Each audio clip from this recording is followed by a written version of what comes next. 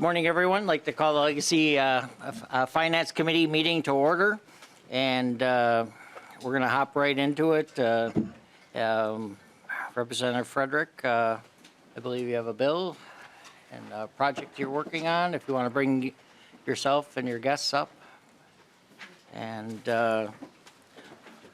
welcome to the committee, Representative Frederick. And I'll move that House File 1543 be laid over for possible inclusion. And welcome, Representative, and go ahead when you're ready, sir. All right, thank you, Mr. Chair. Thank you, committee members. House File 1543 is about one of the coolest things that we can talk about, which is children's museums. I get pretty excited about them because I think they're amazing. They're one of the favorite things that I like to take my kids to, and when I get to take them there, they're always packed, and I think that they serve a great purpose, their resource to the communities of which they're in. So this bill is looking for an appropriation for Greater Minnesota children's museums. Each year, about tens of thousands of children attend their children's museums. And they provide spaces for what I would call experiential learning, whether that's a tree fort like there is in Mankato, or learning about electricity and how all of that can go from one connection to the next, or even things like tactile learning, whether it's like Legos or other things, which there's an education piece.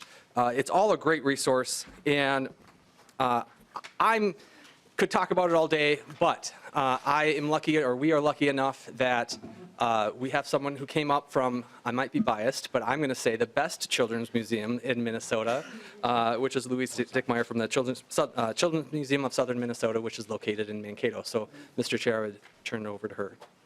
Thank you, Representative Frederick, and go ahead when you're ready. Please introduce yourself. Yes, thank you, Chair Lilly and committee members. My name is Louise Dickmeyer. I'm the CEO of the Children's Museum of Southern Minnesota, located in Mankato. And I want to thank you for your consideration this morning for all of the children's museums across the state. Today, I am representing a coalition of 10 children's museums and discovery centers throughout Minnesota. The members of this coalition are located in Bloomington, Brainerd and Baxter, Breckenridge, Duluth, Fergus Falls, Grand Rapids, Hutchinson, St. Cloud, and Wilmer. Together, the coalition museums serve over 500,000 guests each year, and we capture visitors from every county in Minnesota. When the legacy funding started years ago, there were 3 such museums, and today there are 13. While we've all appreciated the funding we've received in the past from the legacy funds, together coalition members are seeking equity in legacy funding from moving to an annual appropriation for all children's museums and eliminating the competitive grant process. An annual appropriation empowers each of our museums to plan our programs, our exhibits, and our access initiatives with greater certainty. When we are no longer competing with other museums for grants, we're able to collaborate fully. And in addition, for museums with limited resources, this approach gets much needed funding into their hands much more easily. The programs supported by legacy funds are incredibly impactful on the well-being of children and families. Play is children's work, and it is critical to their development. Learning through play is highly effective and is the goal of all of us running children's museums in our state and across the world. If a child is not done learning how to learn by the time they're age 3, it is a remedial effort from there. Our key demographic is birth to 9, and I believe we serve as an important feeder into the K-12 educational system. Access programs are central to our museum's work.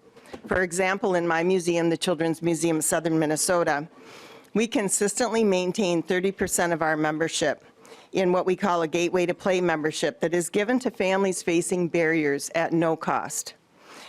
Many of these families tell us that our museum is the only safe place that their children can play. Of our present 2,458 members, 689 of them are Gateway to Play memberships. That's a value of around $82,000 that has been given away free. Additionally, last year, 9.5% of all of our admissions were for access admissions, whether they were those member visits or special initiatives, like when we gave play passes in our community's summer backpack food program. Daily in children's museums across the state, county, and school caseworkers meet at the museum for supervised visits and assessments. The museum environment is welcoming and respectful, encouraging families to interact and explore, not to sit and wonder what to do next. This kind of interaction is important to all families, but it is of particular value to those families that are rebuilding relationships. Another important access program is our school group visits. In Mankato, we serve mostly rural districts that have a 50% or higher rate of free and reduced lunches. And in 2022, the CMSM served school groups from around 20 different counties in Minnesota.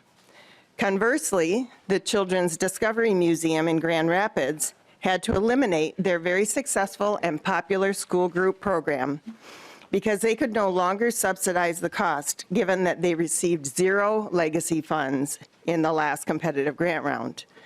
That meant that thousands of children were unable to make an amazing or take in an amazing learning through play experience. So finally, I just want you to remember that children's museums and discovery centers play a critical role in the early development of children who learn through play and exploration. Our museums are community hubs for both informal and standard-based learning that engages children and caring adults through exhibits and programs, field trips, and special events.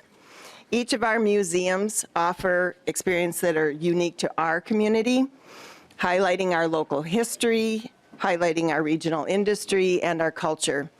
Thank you for considering an annual appropriation from legacy funds to continue this impactful work. Thank you, Director Dickmeyer. I'm just going to interrupt for a second. I'd like to welcome, we have some guests today, and they're from Lake International Language Academy. Is that right? From Forest Lake? Yes. Welcome to the Legacy Committee, and thank you for being here. And today we're talking about children's museums. So I don't know if you've ever been to a children's museum, but we're talking about children's museums all over the state of Minnesota. So welcome. So Representative Frederick, go ahead. Mr. Chair, I would just say that I think children's museums are pretty awesome. If you want to picture a kid walking into a space and they can hit a button and it's different sites where they can pick where power might be generated. They may not understand that at the point. And then it goes to the next point where it might be a power substation. They can follow kind of this light rope over the next space. And then they can pick what house it goes to. And these houses are made out of Legos, and they can see little Lego people. And so it's really fun. It's interactive. But at the same time, they're literally learning about our electric grid and how power is generated and how a light bulb in our house might get turned on. I mean, that's just one example of what kids can learn when they go to children's museums. They're a great educational resource for our community, and I would just really appreciate the support of the committee. Thank you, Representative Frederick. We have a question from Representative Becker. Yeah, Mr. Chair, thank you. With being somewhat new to the committee, how has the appropriations for these children museums been done in the past? And I know you mentioned, the testifier mentioned through grants, but did they generally get these amount of grants? Was it higher dollar figure? So if one of you two could go through that, I would appreciate that. Thank you. Thank you. Representative Frederick, or go ahead if you're... Thank you, Mr. Chair. Thank you for the question. In the past, when we've carried similar legislation like this, there has been specific dollar value appropriations asking for each site. It's been the discretion of the committee to put it into a competitive grant process, allowing then each site would then apply for X amount of dollars. And so then it would be up to the committee about how much they have put into that. This bill is asking that we can avoid that and making a very specific ask that there is a set appropriation that would go to each specifically listed children's museums. Okay. Representative Becker. And thank you, I appreciate that. How does that fall compared to the last 2 years biennial, what was that amount? I know you said it was a competitive grant process back then, but what did each of the museums receive during that competitive grant process? Representative Frederick.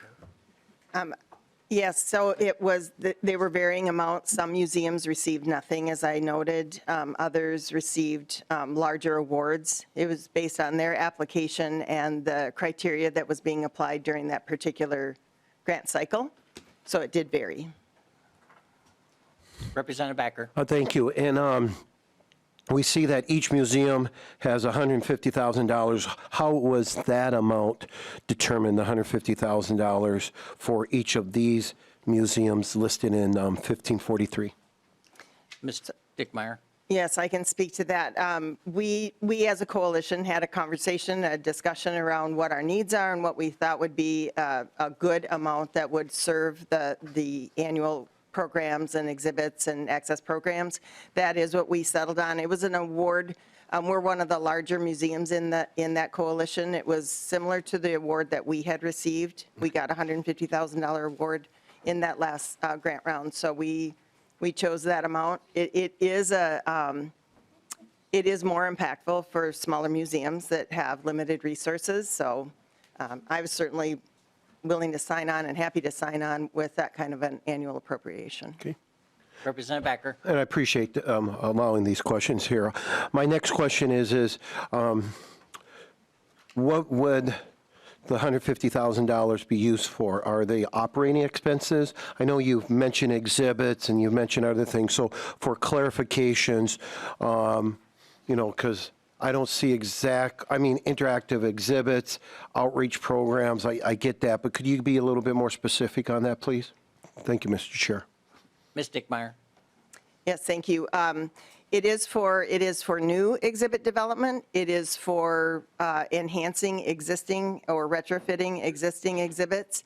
It is also for our programming as well as some of those access initiatives. Different museums have used the funds for different purposes, including like funding those school group visits, as well as other access initiatives and special programming that they may cultivate. So that would be some of the staffing costs and certainly the operational costs. Okay, that's all right now. Becker. Thank you, that's all for now for me. Representative Finke. Hi. Good morning. Good morning. Thank you. My question was answered. Thank you. Representative Scraba. Thank you, Mr. Chair. My question is, I see 10 here. Are there more in the state? Are there others that aren't on this list? I'm new to the game here, so I'm just curious. Thank you. Thank you, Mr. Chair. Ms.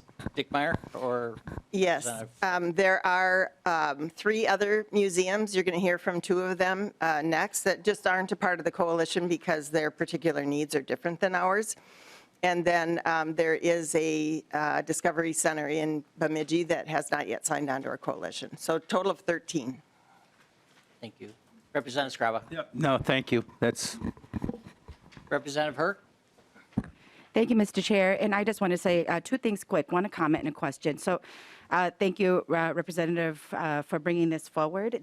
My children grew up in the children's museums as well here in the Twin Cities. And, and I came from a community in which I didn't always have access to this type of interaction as a child growing up because my family had income barriers to this. And so I think that anytime we can invest in our children's museums, I think it's really important.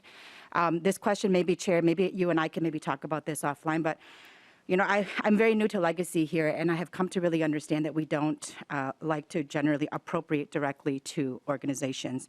And I find that when we are asking for funding for communities of color, we often say, oh, we don't do direct appropriations. But then when we have something like this, we say, well, we're going to directly appropriate in this way. And I just want to note the inconsistency in how we do that and how communities of color and communities where low-income individuals would have to access it are continually being asked to operate by a different set of standards. And so I just want to be very clear that I'm extremely supportive of Children's Museum. I love them. But again, the inconsistency in how we apply, how we choose to do things, I want to be very clear that to note that, and I would love to maybe talk with you off record because I don't want to hurt the ability of these museums to get what they need. But I also want to see that when communities of color are asking for support, that we give them the same consideration as we are, where we're giving something that may benefit a demographic of people who might already have ability to access things. So I just wanted to, and you don't have to answer that here, Chair. I was putting that question out there so we can maybe have this discussion at another point, but I wanted to ask it so that our guests can also see what we are struggling with here and what we're trying to do. Thank you, Representative Herr, and I actually appreciate the question because the last couple bienniums, just to be clear, we have done competitive grants, and that's intentional by the committee. There's recently a couple reasons. One of them's kind of was pinpointed in the recent grant study that came out, and so I think there is some value in having organizations being vetted and that sort of thing. So that's, as a chair, that's kind of been in the previous legacy committee, that's kind of been their position. So the children's museums of various, in this kind of category have been through the competitive grants. So, and that's so this would be something new, a change, and certainly worthy of discussion of, which is the right path forward, but, and that's what we're going to have this session. So thank you. Any final comments, Representative Frederick? I would just say, Mr. Chair, that I can appreciate the comments by Representative Herr. And I'm just grateful that we can all be on the same page that children's museums in general provide a lot of value into the communities that they are a part of. And any way that we can support them, I'm just grateful for. Thank you, Representative Frederick, and members for this discussion. And I know they're of value. Lucky enough to be on Representative Lee's committee, and we've toured some others, some of these facilities around the state. And I know in his bill he has some commitments to some of these museums as well. And but I really appreciate the discussion, and thank you for coming today. Thank you. Thank you. With that, House File 1543 is laid over. Thank you. Representative Smith.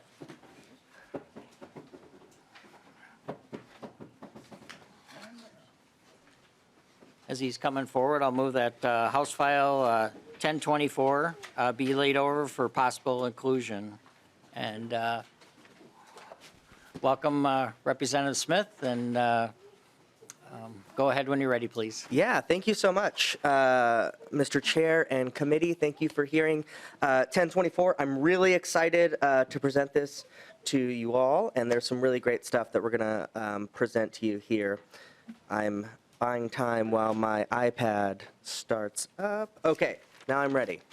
Again, thank you for hearing this bill. I just wanted to say, so this bill is about giving funds to the Children's Museum Spark in Rochester, Minnesota. It is a gem of our community. It's absolutely lovely, and I was trying to think of a way to communicate that to a bunch of politicians like myself, and I thought a good antidote would be if you go to my social media sites right now and look up the picture of when I toured this facility. It's one of my most liked of the year, so good for constituents. But that's why this bill has such great bipartisan support in our community. You'll see in the letters of support, our mayor supports this. It's being forwarded by 3 DFL Minnesota House members. It's on, there's a letter of support from a GOP senator in our area, Senator Carlin Nelson. It's across the board, something that we really love in Rochester and is extremely, extremely valuable for our community, for our parents, and for children. Before I hand the baton off to someone who knows a whole lot more about this than I do, I wanted to focus on the success story that the Spark Museum is.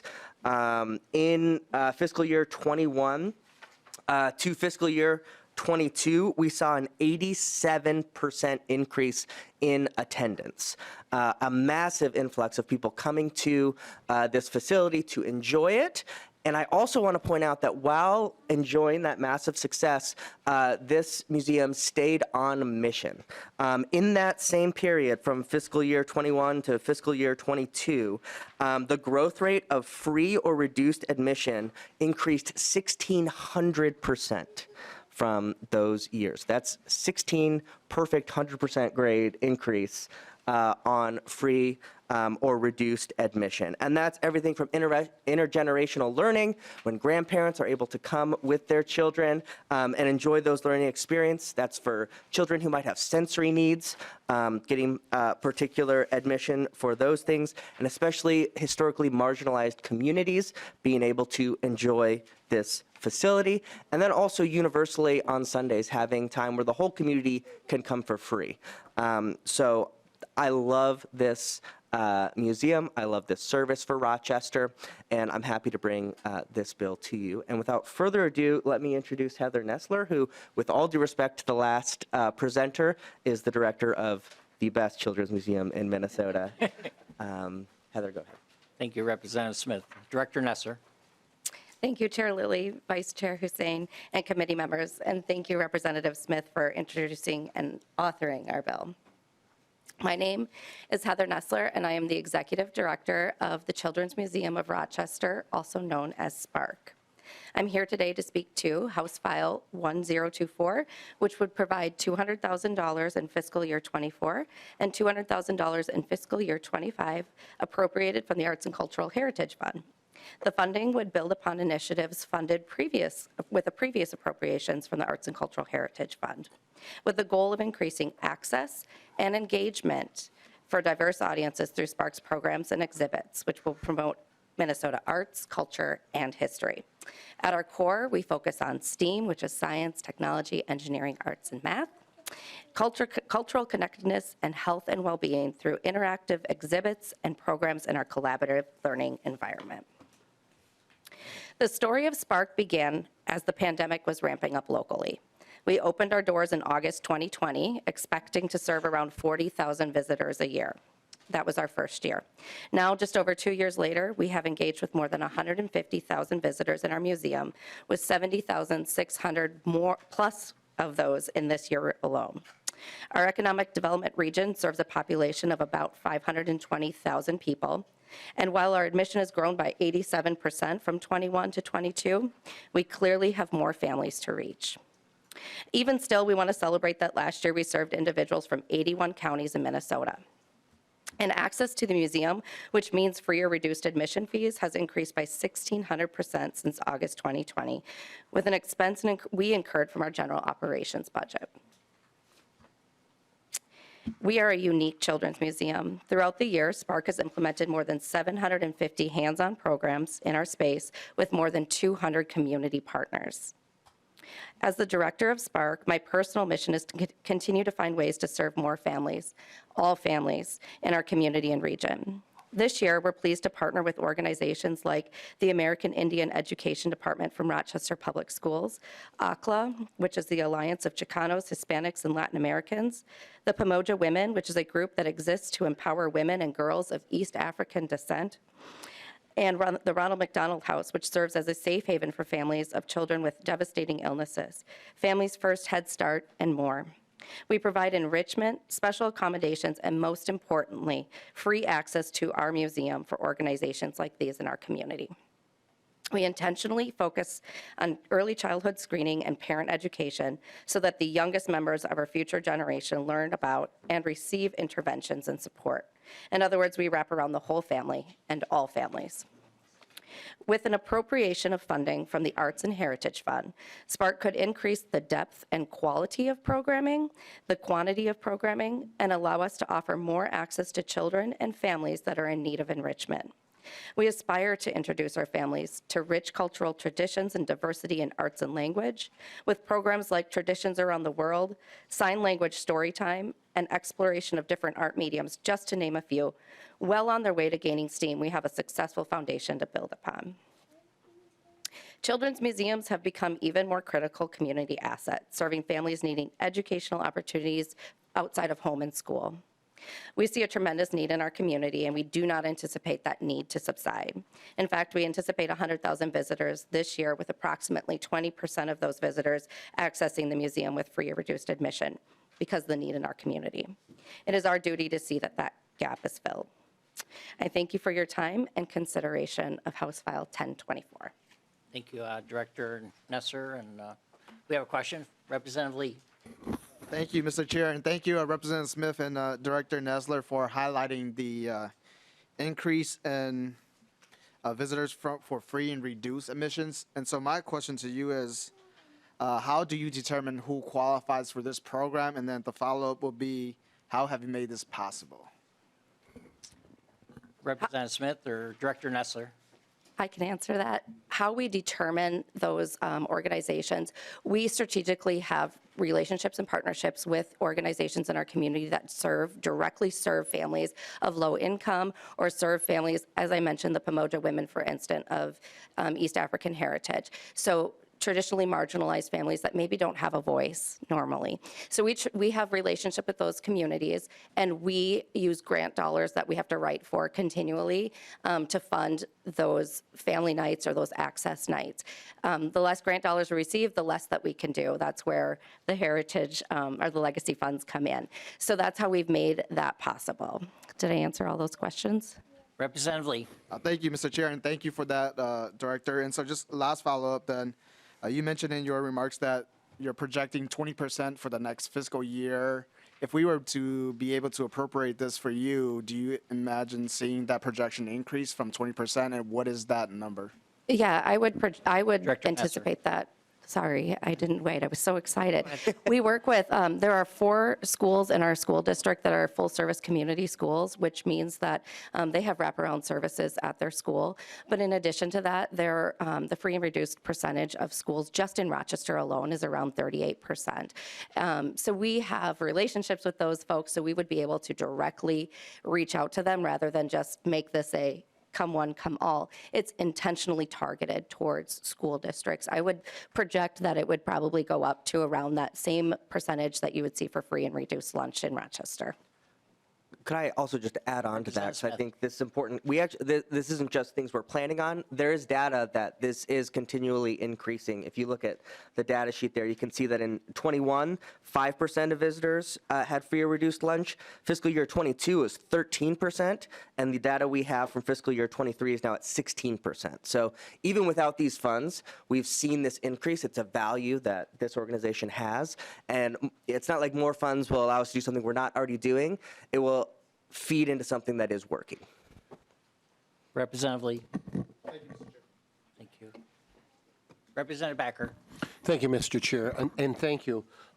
My question is we'll start with, I see the appropriation on this is $200,000. The other appropriations to the other museums, which I probably knew the question was coming, why the $50,000? Because if you look at the, I would assume, and correct me if I'm wrong, Mankato, St. Cloud's going to be similar.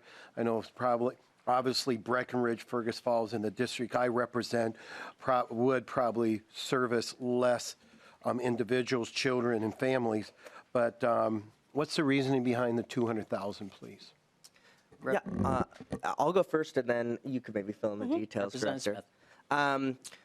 Just a general response to that question, and this is something I'm very passionate about generally, is sometimes in this legislature, ooh, early in the morning, I haven't had my second cup of coffee yet. Rochester has been treated sort of like a suburb of the Twin Cities. We are our own metropolitan area, and Rochester is 120,000 people, but we serve a metropolitan area of about 225,000 people. We're the second biggest metropolitan area in the state. We have the second busiest airport, and I haven't even talked about the 40,000 people that come from outside that metropolitan area to work every day or travel or come for medical expenses. So Rochester is a major city, and I know that's not often understood, which I understand if you haven't been down there, but it is a major city. And so this bill is just a consequence of us sort of realizing that we need to start talking about ourselves like that and fight for our dollars from the state government in that way. So this is I'm speaking larger than that, but in focusing in on this bill, this Children's Museum is not just people from Rochester, but people from Dodge County, Cass and Byron, all over, and people worldwide visiting Mayo Clinic. So we have a lot of needs that are unique to Rochester, which is why we decided to bring it like this. Director Nestler, do you want to fill in there? Yeah, I'll add one more thing.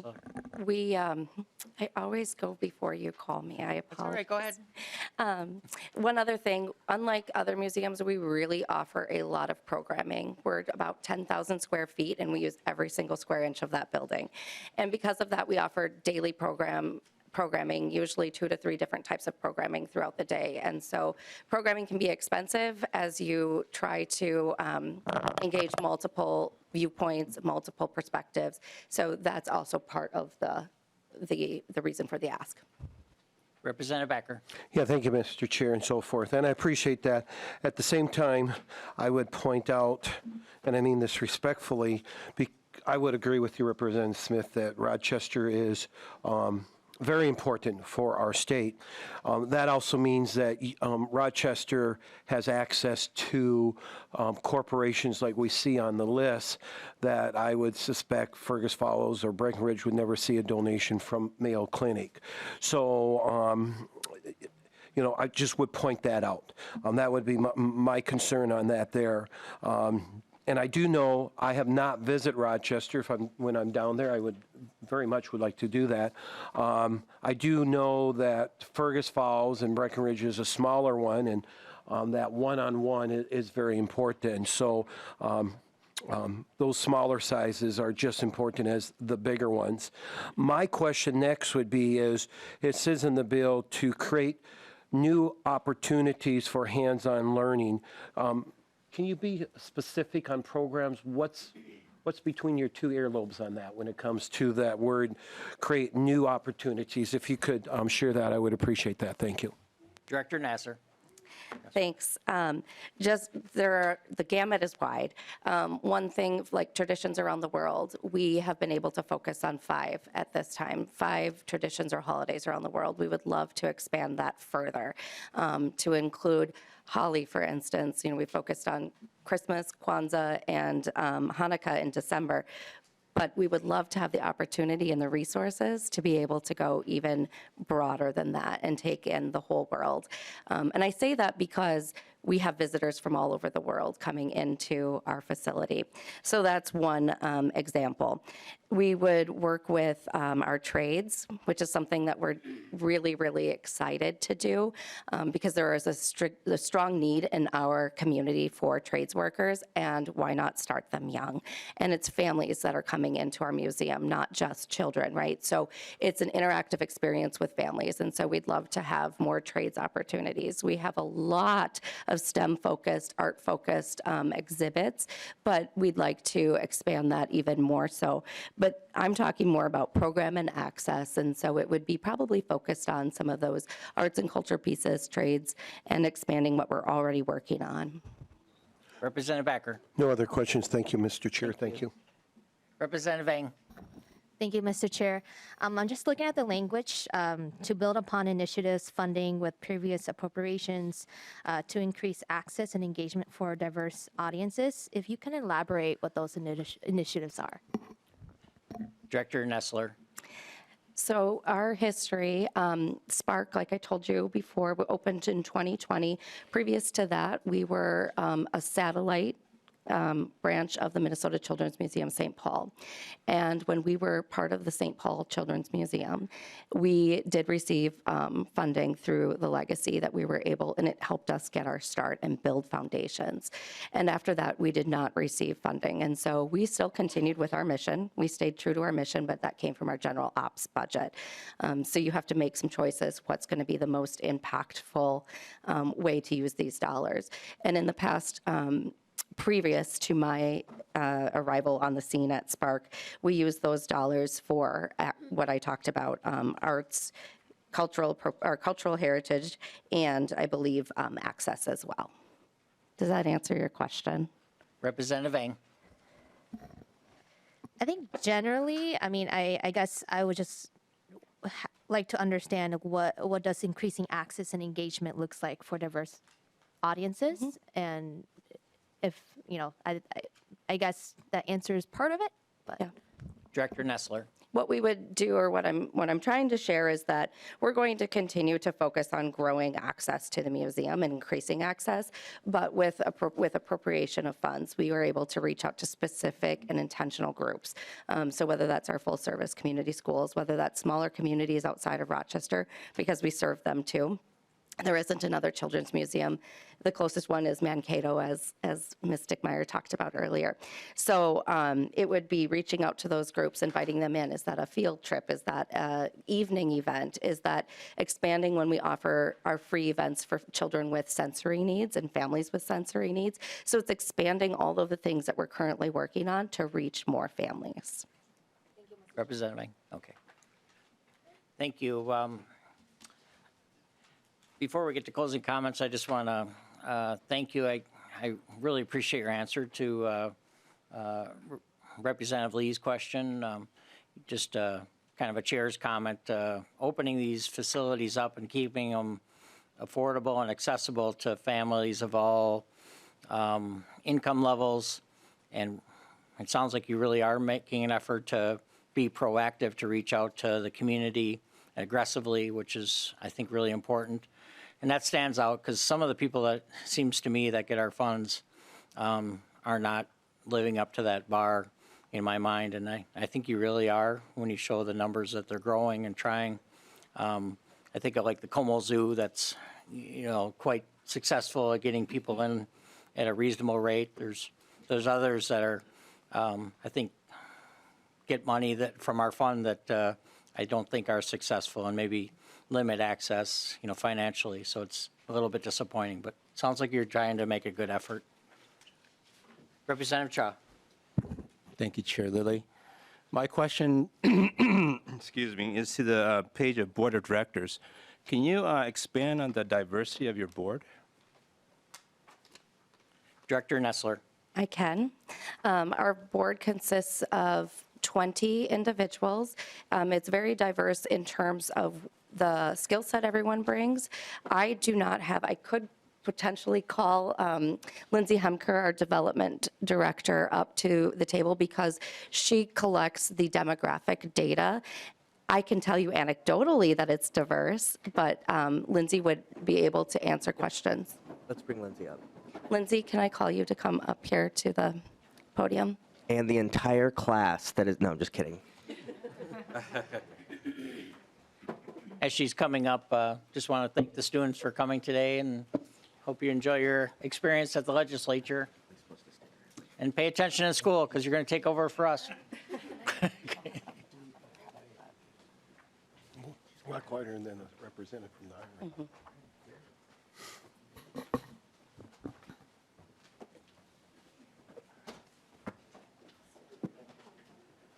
Please state your name and if you did you hear the question and go Yeah, ahead. good morning. My name is Lindsay Hemker, and I'm the Development Director for Spark, the Children's Museum of Rochester. Thank you so much for your question. I do collect data as the grants that I write do ask about our diverse board, and right now it makes up about 35% of our board that is non-Caucasian. Thank you. Representative Cha. Thank you. That's good to know. When we talk about inclusion and, reaching out to other underserved communities, it's good to have representation. And that's what we need to change, in every organization is that if we want to, and we believe in change, that we must change it from the top down, not from the bottom up. So I appreciate the answer. Thank you. I will also note it's about 70% female and 30% male at this time. Representative Cha. Oh, that's good. Okay. Thank you very much for coming up. Representative Smith, any final comments or? Thank you. I don't think so. I appreciate you all listening to this presentation about this great organization, and thank you for hearing this bill, and hopefully gets included on the omnibus bill. Thank you, Representative Smith and Director. Thank you very much for coming. And Thank you. with that, the bill is laid over. Thank you. So next up is Vice Chair Hussein. As he's going forward.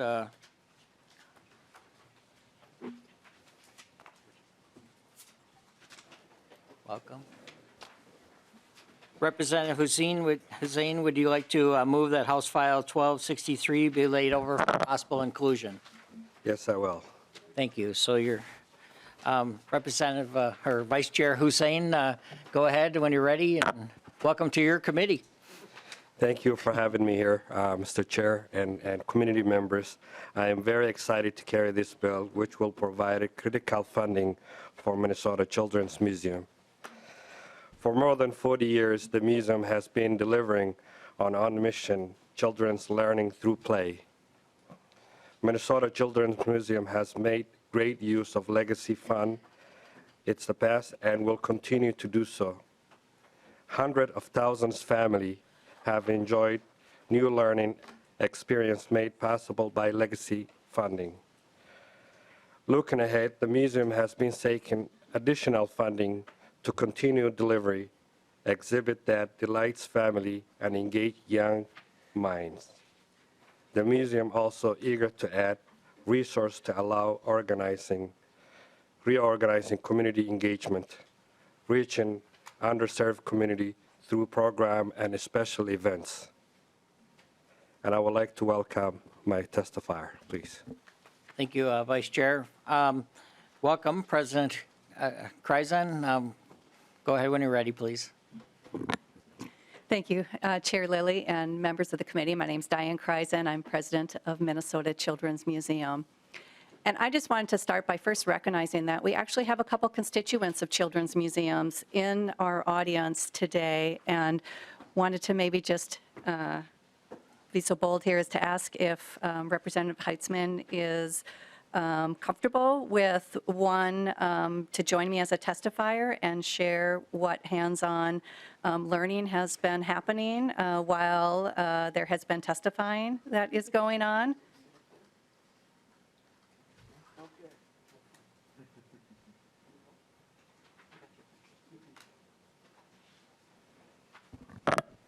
Might take him a second.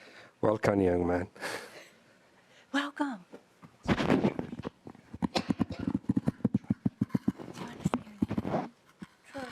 Can you tell us what are you working on? Welcome, Troy Heitzman. Not really what it is, but I thought it could be for our two cats. Cat toy. Can you hold it up so people can see it, Troy? Yeah, put it up a little bit so everybody can see it. Wow. That's pretty good. Thank you. It's So very that- creative. I'm not sure my committee members could do that. Dad was taking video. That we don't want them, I could just get out the toy. You did amazing work. Thank you. Well, thank you, Troy. Thank you, Thank you, Troy. And that's President Kreisen. Go ahead. great problem solving happening right there. We happen to bring along with ourselves what we call some tinker kits. That if we had more time, we were going to distribute them to the committee for you to spend time playing. I know, Chair Lilly, you had had some hands-on activities that we've done in prior committee meetings, but we found some youth to take advantage of those kits that we brought.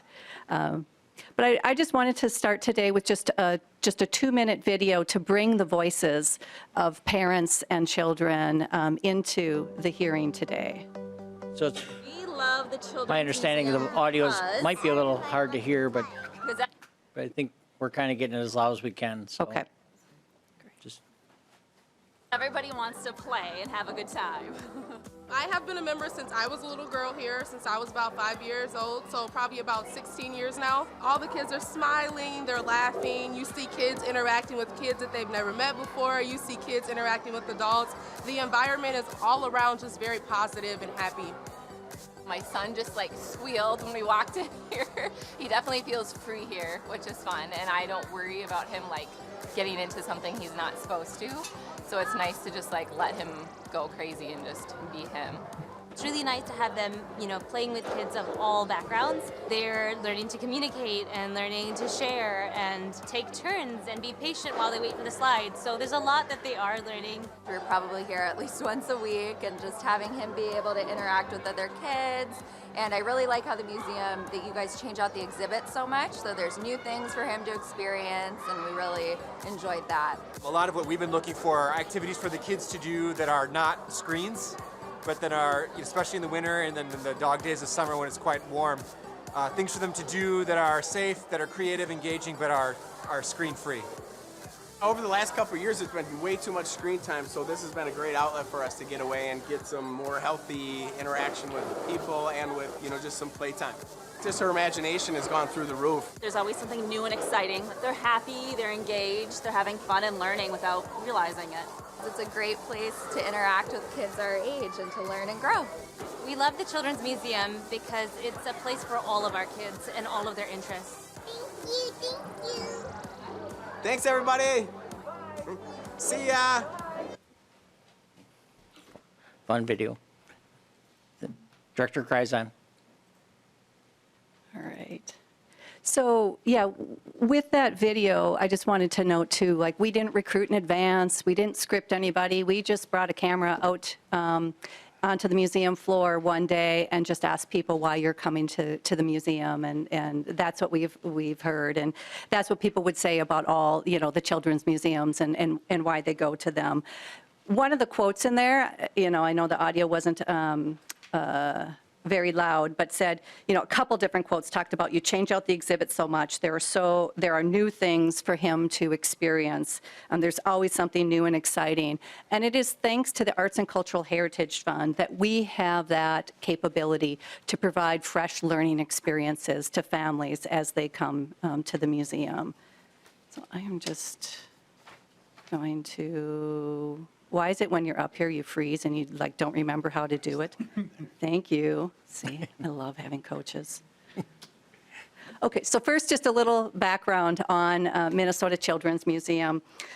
We do serve more than 400,000 visitors who come from all counties and all corners of our state. 26% of our audience identifies as Black, Indigenous, or persons of color, which is higher than the total in Minnesota, which averages about 20%. And we also, as you've heard from other testifiers today, we are committed to making sure that financial barriers don't limit a family's access to the learning experiences inside our walls. And so 1 in 5, more than 1 in 5 really, visitors who come through our doors come through one of those income qualified programs. I wanted to highlight the history of legacy funding to Minnesota Children's Museum to put our ask in context today. We have received a direct appropriation since the history of the funding started there with the 2009 session. And 2 years ago, you'll see that dip. 2 years ago, we asked for a decrease, whoever does that, but we asked for a decrease of our funding, and we had advocated that that decrease in funding, that amount, would be put into the competitive granting pool for other children's museums. And unfortunately, we got the decrease, and the other children's museums did not get that increase. So I just wanted to highlight and put our ask into context today that what we are asking today, if you compare it to where we were back in the 2019 session, we are asking for an increase. It's a 10% increase compared to where we were in 2019. And I can just say, over those 4 years, inflation has sort of outpaced that increase.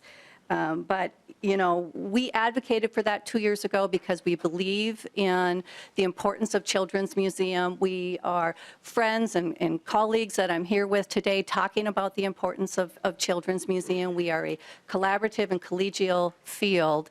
And we are here together, and I appreciate that we're all testifying on the same day, because we are here really advocating for an increase funding collectively for children's museums, because this is an investment, as we've been hearing about today, hopefully seen in the video. This is an investment in the future of our children here in the state. I just want to quickly highlight 3 projects that we've done with the previous appropriation that we received. One of the new experiences we created is called Shipwreck Adventures, which combines pretend play and adventure play. It's an immersive environment. You get into a ship hull. There's an area. This is an actual, designed after an actual shipwreck that happened in Lake Superior that we worked with the diver who discovered this shipwreck. There's a Cliffs and Coves, which is inspired by the Lake Superior shore. As children immerse in that, it encourages them to explore. It encourages them to create their own stories. We have a lot of costumes in this space to spark that imagination. There's a life vest and a scuba tank. You can be a sturgeon. You can be an otter. You can be a northern long-eared bat. With that, we just see so much creativity happening in that space. We have a green screen in that area, which we switched out to do videos as opposed to a static background. And it was just fascinating to see how much that took the storytelling up, like trying to climb that wall and sort of position yourself so you can be riding a fish that is swimming by you, and other great things there. And we also see, because we did work with the diver who discovered the wreck, we have the footage of the camera as they were diving with that, and we see families, and that footage is playing in the exhibit, and we have families sort of talking together and asking questions of each other, like, what do you think is happening here? What do you think we're seeing within that? So a lot of communication skills being developed, a lot of just thinking through what's happening there. Another kind of very different exhibit that we created is in a gallery we call Imaginopolis, which is really all about creating unusual, whimsical world where children are inspired again to use their imagination. There really seems to be less room for imagination in childhood as life has become more and more structured.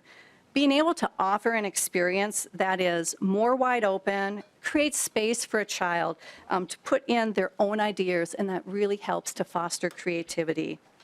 Thanks to legacy funding, we completely change out this exhibit to create sort of a new space of inspiration and imagination. We're able to do that on a biennium basis with that.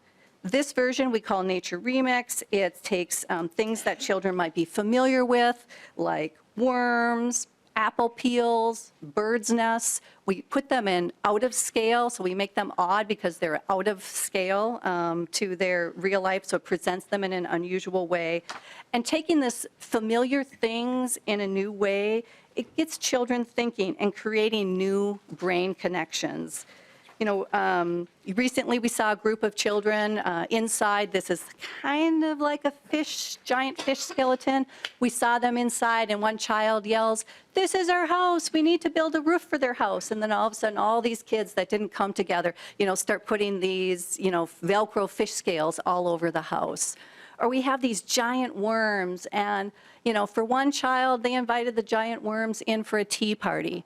For another group of kids, they decided to make worm stew. But there's no right answer, and that's the point. How are you creating your own story in this space? And the last project I want to highlight is these Tinker Kits that we had an opportunity to see there. We were able to distribute more than 2,500 Tinker Kits to community groups thanks to legacy funding. They went to schools, they went to daycares, they went to community organizations that primarily serve under-resourced families. The kits contain just this collection of objects that encourage open-ended creative play. So there is no hey, can you figure out that problem with your cat and figure out how, they, play with the right thing and not the wrong thing? That problem wasn't given. You create your own problem, you create your own solution that you're trying to share with that. I also want to share a quote that we received. One of the sets of kits of these, a set of these kits went to the community engagement unit of the Hennepin County Attorney's Office. And what they said to us is that they used the kits to help children who are waiting at the Domestic Abuse Service Center while their parent is getting services after experiencing an assault. These boxes will bring a bit of joy to these kids during a very traumatic time.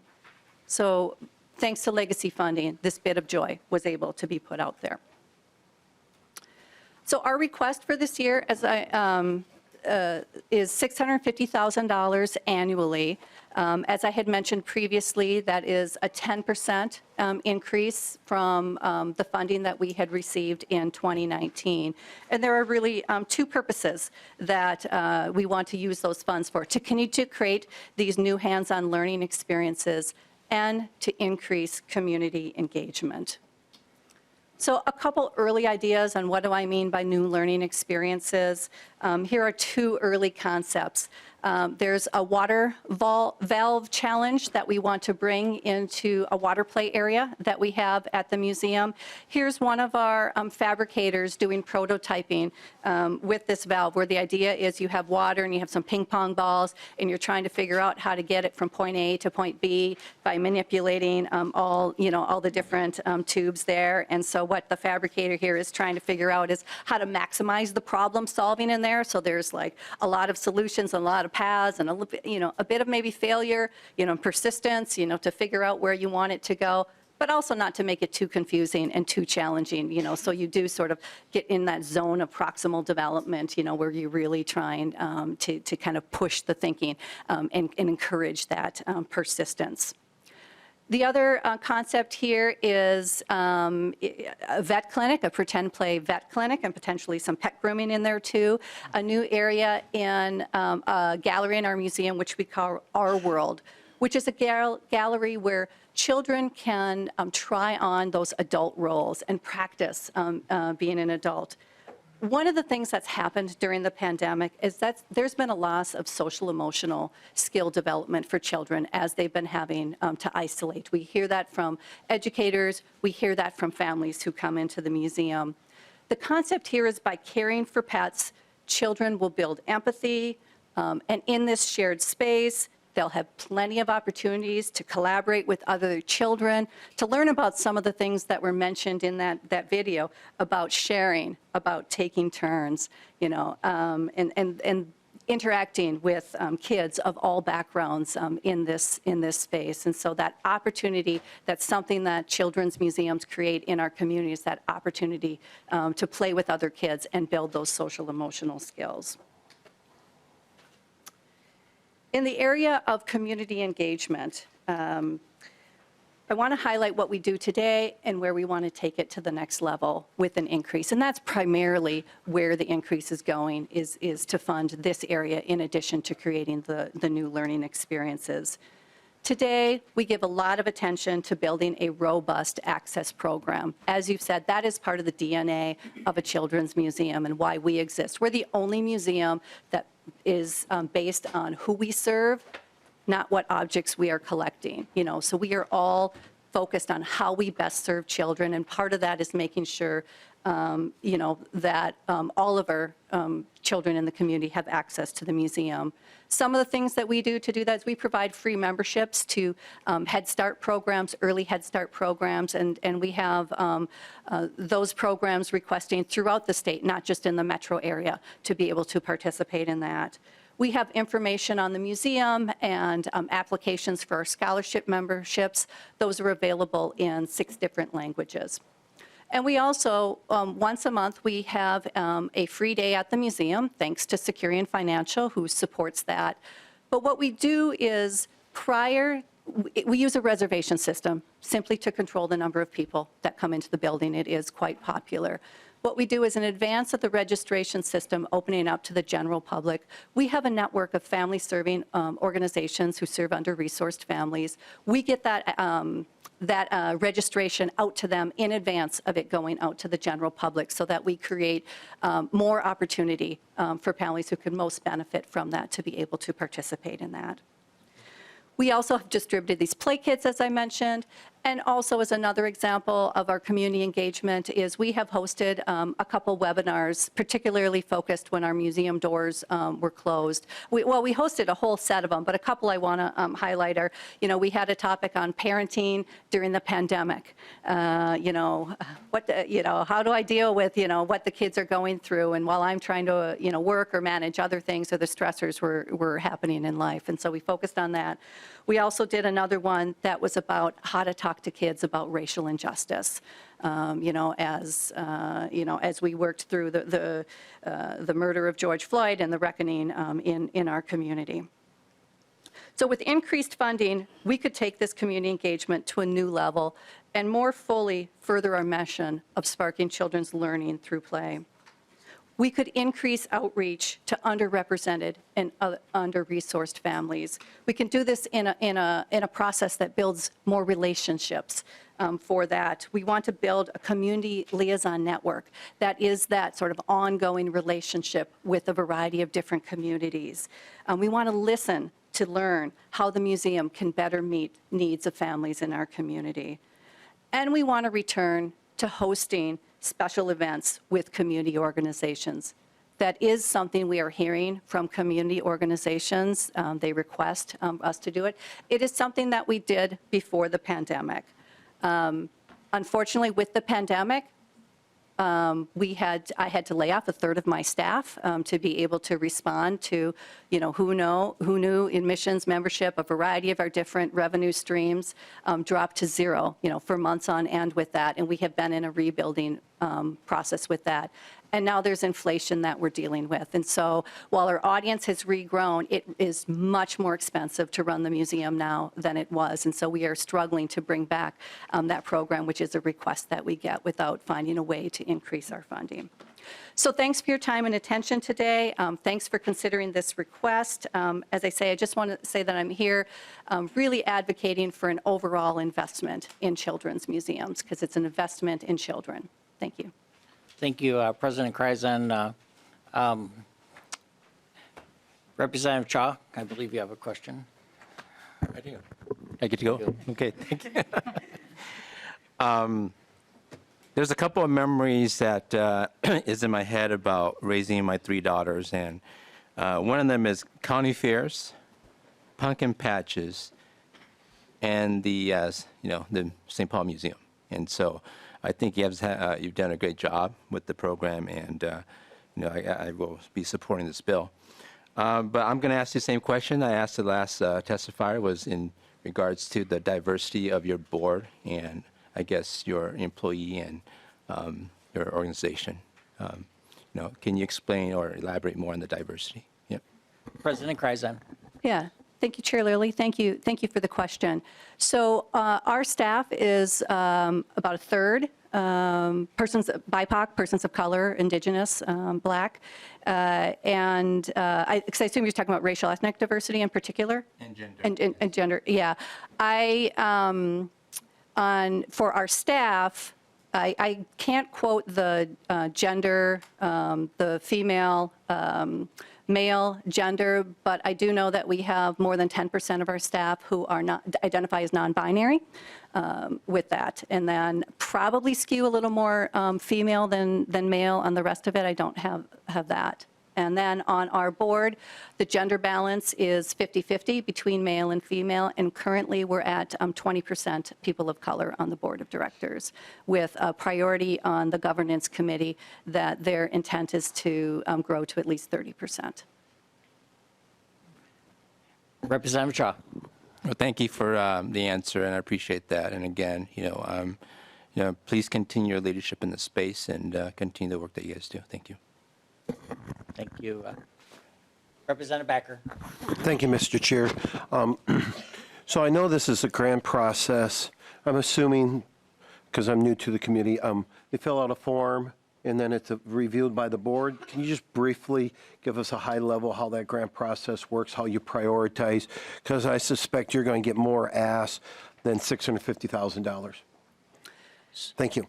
Representative Becker, so this actually historically has been since the beginning of Legacy, anyway, since the beginning it's been a direct appropriation to the Minnesota Children's Museum.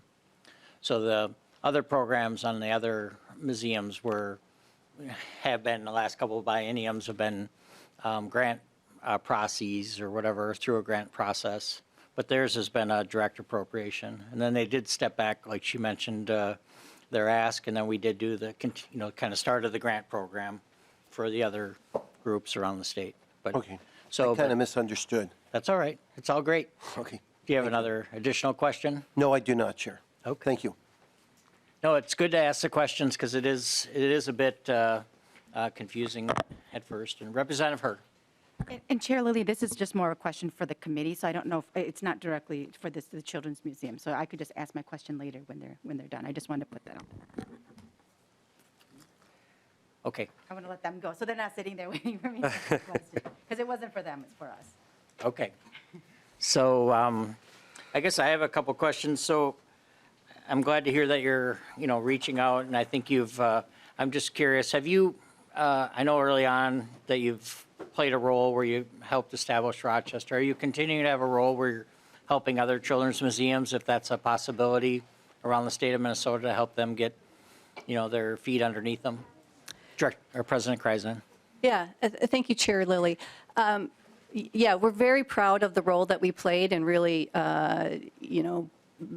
opening the doors, the first doors for the museum that's in Rochester and helping that community grow to a point where it can be an independent museum.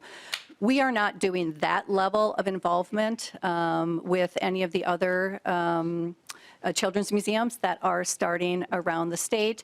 However, as I mentioned, we are a collegial field, and so we will have staff or board members from other museums who will come and want to, we share intellectual property with them. They'll come and want to talk about how exhibits are developed or ask about customer service programs or things like that. And we welcome sharing that information with others. Thank you. And then kind of another question. Given that you're downtown and then the parking, so how do you help with parking as well, or have you considered that, or is there free parking? I guess I'm not certain, but it seems like that might be a deterrent for some folks, financially. If I know you're helping with getting them through the gates, but it just seems like a parking pass might help as well. President Kreisen. Yeah. Thank you, Chair. Yes, parking is a challenge in a downtown environment. And the parking ramp that's associated with the museum is not owned by us. It's owned by the city of St. Paul. So we are a bit at the mercy of their choices in the funding with that. We have negotiated a discount. So with participants to the Children's Museum, we do have a discount that they can get validated that they visited the museum, and it is less than the public parking rate. I wish that it was lower than it was, but that's say we don't own it. Thank you. Representative Finke. Thank you, Chair Lilly, and thank you for your presentation. Like everyone else, I love the museum. What percentage of your exhibits are you developing in-house? President Kreisen. Thank you. Thank you for the question. We develop 100% of our exhibits in-house. We are actually the largest producer of traveling exhibits in the Children's Museum field. So one of the ways that we have diversify our revenue streams is that we create these traveling exhibits that we then host in our space, and then we tour them around North America. And that rental fees that we acquire is about 15% of our revenue stream with that. And like I say, that was a bit of a surprise with the pandemic. With that revenue stream also dropped to zero. It's like whoever envisioned there'd be a time when, museums across North America all closed at once with that time. But because we have that as part of it, we have a team that, the luxury of having a team of exhibit developers who can put their energies both to creating experiences, mostly to creating experiences here, but then leveraging that for a stronger business model. Representative Finke. Thank you, Chair, and thank you for that answer. And that's great. I know that being able to send exhibits out is a way to really support other museums as well. So I'm glad to hear that. And then second question is, you said that you had to cut substantive portion of your staff. Have you rehired? Are you back to where you were or want to be, or what does your staffing look like now? President Kreisen. Yeah, thank you. Thank you for the question. We are not back to where we were before. We are working hard to hire more visitor-facing staff as our audience now has regrown. Nearly back to where it was previously, and we are facing challenges just with the labor market that other people are facing as well too. So we do have openings if anybody's interested in working with kids. With that, we're continuing to get the word out about openings there. As far as back of house, we have hired back very few of those positions that we had to eliminate back of house. It really is the impact of inflation has been a real challenge for running the museum, and we're just trying to balance. We have the access program for families who income qualify. We are also very sensitive to the price point that people have to pay to come in the door. And so we're trying to kind of balance, not jacking the price up so high and then adding back all these, having it cover all those positions. So that's where we are seeking something like this state funding to kind of help us figure out how to balance that model so we, are broadly accessible to Minnesotans. Representative. Okay. Thank you. President Kreisen, you mentioned that Securian, or I think it was somebody who does a free day. Is there a possibility that you could give us like the cost of like a free day, just generally? You don't have to say it publicly, but if you could get that to the committee and the staff, I'd appreciate that. Absolutely, will do. And then I have another question. Well, go ahead, Representative Heitzman. Thank you, Chair. Thank you so much for the presentation today, and thank you for a little box. I was hoping there would be something for the kids, and I brought the boys along, and so that was really nice. I'm glad that they had a little project going here, but I have asked in pretty much every subject area that affects kids, and I think I've asked this question before, so I apologize, but for the benefit of the committee and the public, can you talk about the background check work that you do with those that are at the museum? Just give some peace in mind. Yeah. President Kreisen. Yeah. Thank you, Chair Lilly. Thank you for the question. Yeah, I mean, obviously, because we're working with the public, so not, it's a full background check that we do on all employees and any volunteers that would be working, directly with children. We also have many practices in place about to make sure that it's a safe place, from making sure there aren't nooks and crannies that people can get into, or if you're an adult that comes to the Children's Museum and you don't come with a child, you get a different colored sticker so that our staff on the floor knows that if you have that different color sticker, you should not be interacting with the child. Now, sometimes it's, one of the parents comes later. Well, okay, everybody explains it. We get, confirmation from everybody, part of the family, great, we'll switch out the sticker, right? And then you can do that. But it's just part of what, just an example of one of the different controls that we do to take child safety very seriously. Thank you, President. I was just reminded by staff that when we did have our last tour there, we were, as members, we all had this special sticker, which, yes. Anyways, certainly a story there. Representative Heitzman. That's good. Thank you, Mr. Chair. So, President Kreisen, I did have a question. So I get, and I really value that you're sending these boxes, and I just love to hear the story that those are going out and that you're using them in thoughtful places like with domestic abuse and other. I just really appreciate your leadership on that. That's really amazing. I was wondering, just as in our role that, and if there be a way to do, I know you do an exhibit, then you send it off somewhere. Is there a way to do exhibits through you that would be going through libraries? And we also have a lot of, in our diverse community, we have a lot of the cultural centers. And I was just wondering if that would be a place where you could develop maybe a smaller exhibit that went to cultural centers, around the state. I toured a few of them. I think of like the Hmong Cultural Center on University and, some of the different cultural centers. It just seems like something that would be well served or good for you and good for them and good for the kids, certainly. Is that something that you might be able to do, or? Yeah, thank you for that question. I think thank you for that reminder, because I think it's a good idea that we need to give strong consideration to.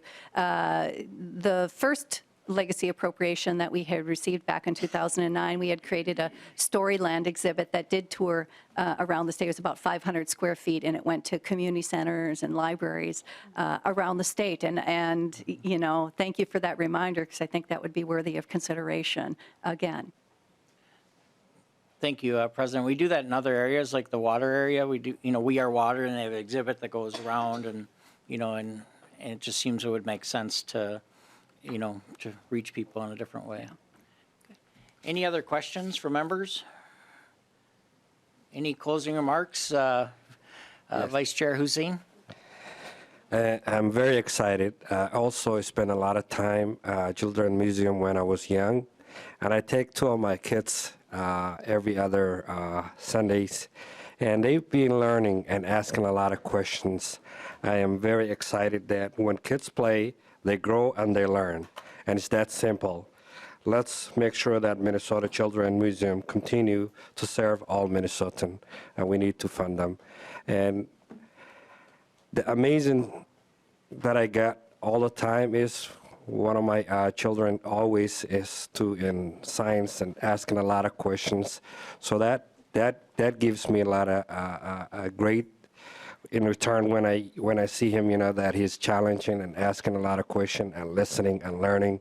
So we need to invest our children since they are the future in this state, in this country.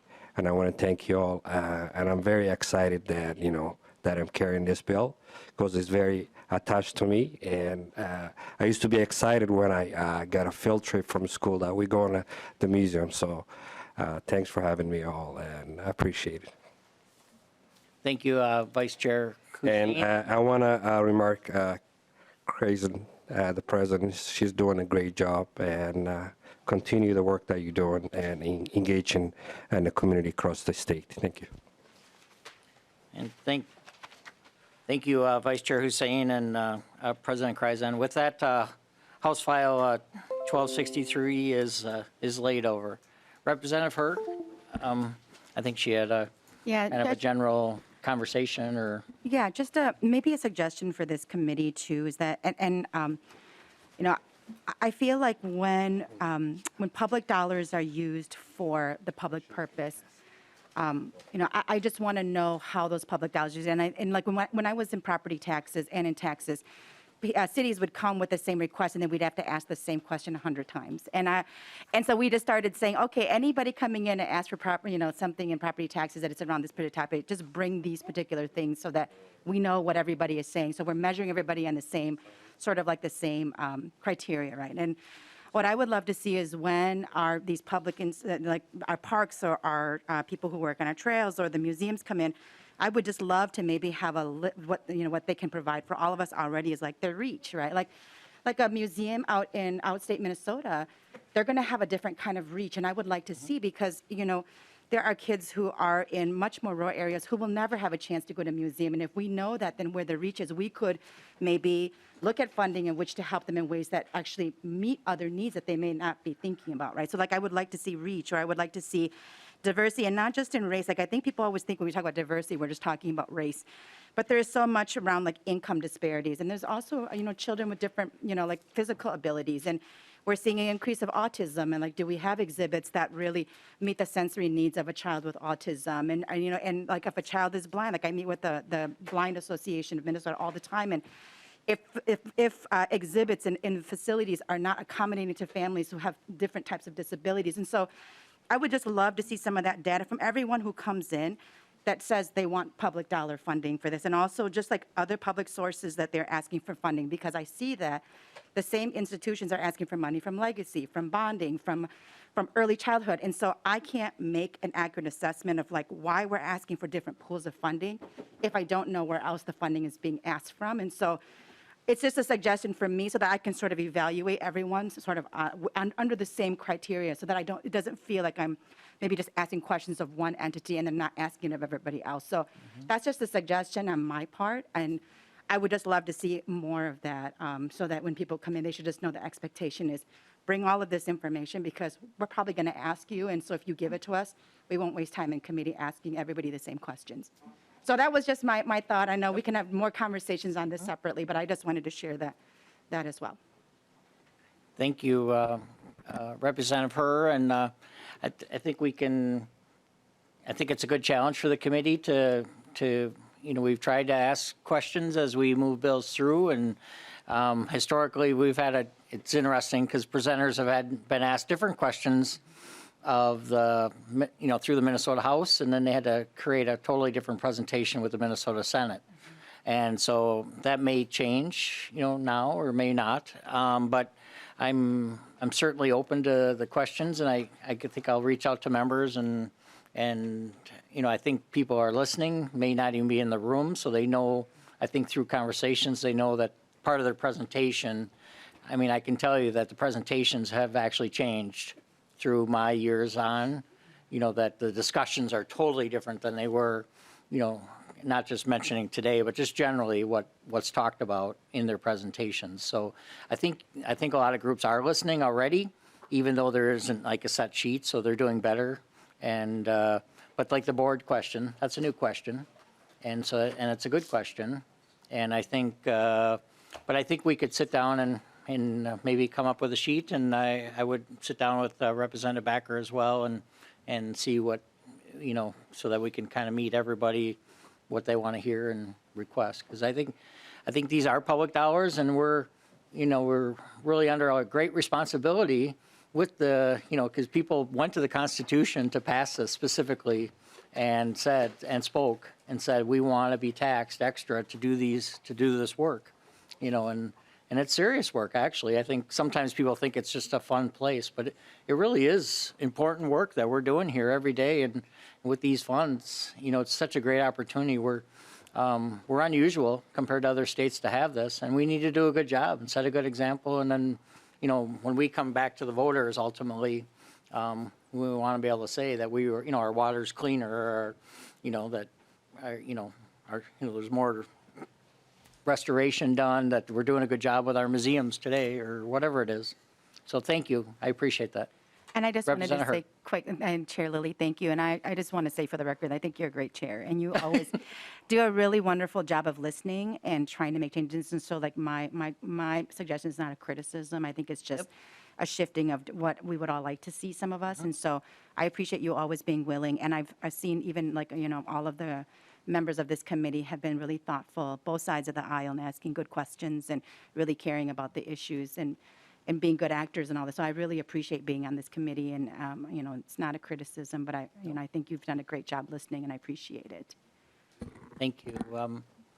So I think we're there. It was an interesting day at the Children's Museums. Thank you all for coming today, and I think it really is important work that you're all doing all over the state of Minnesota. So we'll try to figure out how to meet the interest and demand in this area. It is growing, which is great, and they're hugely popular, the children's museums, and we know that as members, and the value, and we're just but appreciate your coming today. And with that, we are adjourned. Thank you.